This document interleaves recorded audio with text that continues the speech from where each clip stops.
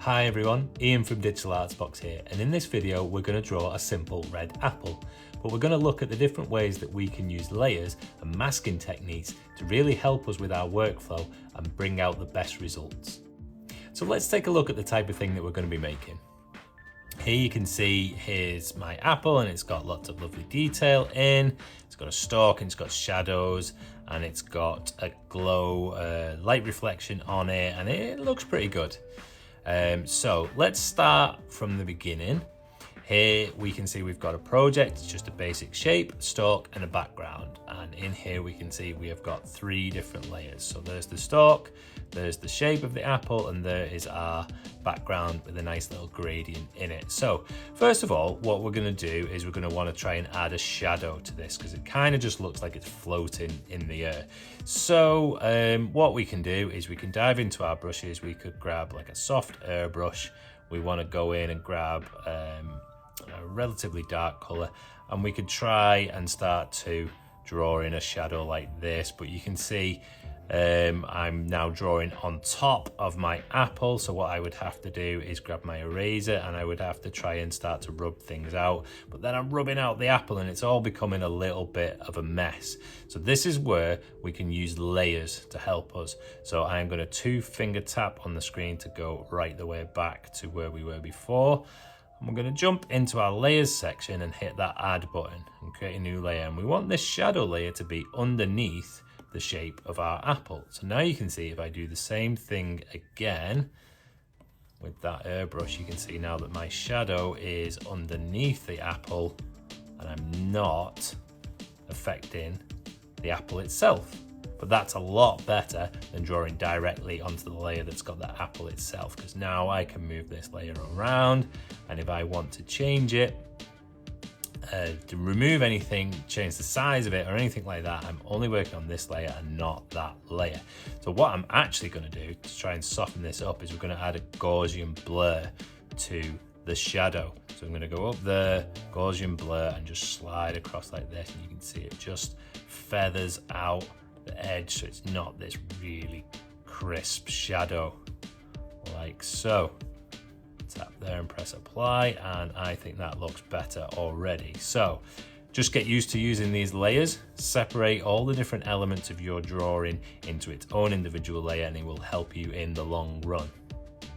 Okay, so next up we're going to add some texture to our apple skin.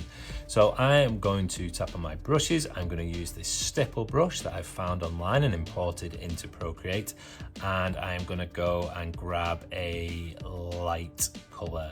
If we double tap there, that'll give us a perfect white. That's perfect. And I'm just going to start to use this stipple brush to draw in some dots on my apple skin like that. Perfect.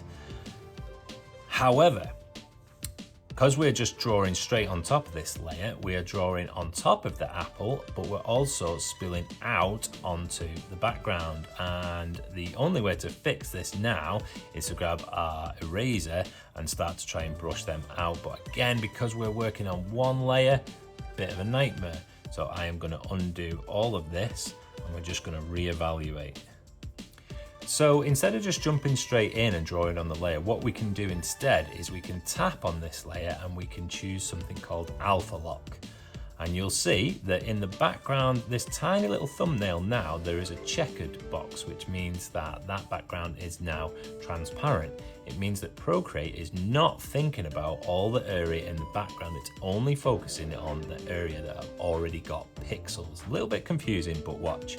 If I use my brush, exactly the same as what we had before, the stipple brush with the white color, and start to draw in now. Doesn't matter how close I get to the edge of my apple, these dots are not spilling outside of where there is already pixels. So because it's recognizing that these pixels are red, they are there, it's letting me color on there, but it's not letting me color anywhere where there are no pixels on that particular layer. It's a really, really nice feature. The drawback to alpha locked layers, however, is when you come to want to make some changes possibly in the future. So let's just say, for example, if I decide that I don't want this to be a red apple anymore, I want it to be a green apple. I can go up to my color picker, I can go and choose a color green, and I can drag that colour from there onto my apple. And now what we can see, if we zoom in, because we've done destructive changes, we've still drawn onto the same layer, that all of these little specks are kind of picking up that pre-existing red colour. And that's going to mean that making changes further down the line are just going to be really, really hard to do. So let's undo this and get back to where we were with just a plain apple. So alpha locked layers are great, but they're not perfect. So instead, what we can do, let's turn that alpha lock off. We can add a new layer on top of this and tap on that layer, and we can choose clipping mask. Now what you'll see is there is a little arrow just connecting this layer to the layer beneath. And exactly the same as alpha lock, this is now going to behave in a very similar way. We'll grab our perfect white colour, we'll grab our stipple brush, and we'll start to colour in. And exactly as we saw before, I can't colour outside of the edge of my apple. Although that's not entirely true, because this works slightly differently. Because what is happening is you're only allowed to see what the mask is allowing us to see. So this is now my texture is on top of my apple is below like that. Now if I decide that I want my apple to be green, drag that onto there, you'll see that my dots are staying white because they are on a completely separate layer, separated like that. And just so it's really clear what's happening with this clipping mask, if I decide that I want to move this texture around, if I tap on my move tool over there, you can see that I have actually drawn outside of my apple because there are dots coming back into view from behind the apple like that. But the mask is only letting us see what's inside. Okay, so let's use our clipping mask to add a little bit more texture and depth and volume to our apple. So I'm going to go into my layers section, I'm going to press the add button, and you can see because I have this layer selected, when I press add, it automatically assumes that I want to create another clipping mask. And we can have lots and lots of clipping masks all attached to our one parent layer, which is our apple. So this new layer now, what we're going to do is we're going to go ahead and grab a dark color. Let me reselect the red, just grab a really, really dark red like this, and I am going to use a hard blend brush and I'm going to make it pretty big. And this time what I'm going to do is quite harshly, it's just drawing some big black lines, sort of where I would imagine the shadow to be on this apple. So light's coming from this direction, this part of the apple would be darker. Now that's obviously not the effect that we're going for, but what we can do is apply different effects and adjustments to each individual layer, even if it is a clipping mask. So with this layer selected, I'm going to go up to my adjustments layer, I'm going to go to Gaussian blur and just swipe across like this until that shadow starts to just blend in a little bit better like this. So that looks good to me, around about the 50% mark. And again, remember, because this is in its own layer, I am drawing both on top of the apple and outside of the apple, so I can bring that round. So if I decide that I want that to be a little bit more kind of round the back of the apple like that, I can just bring that shadow down like that, and I am happy with that. Let's do the same thing on the other side, but with a lighter color. So let's go and grab a very, very light red. Let's go in here and press that add button again. So we're adding a new clipping mask layer up there. Make sure we've got our big chunky hard brush, and I'm going to do the opposite thing again. Here like that.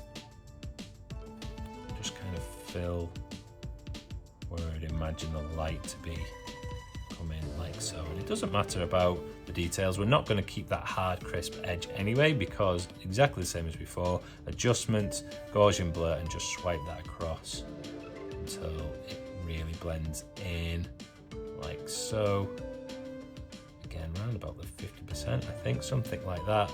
Just grab that move tool and just move it up and out the way if you need to. That looks pretty good to me. And we obviously can also adjust the opacity on these layers. So maybe you want to blend it a little bit more. Just tap on each of these individual clipping mask layers and make it a little bit more see-through if you need to. But that looks pretty good to me.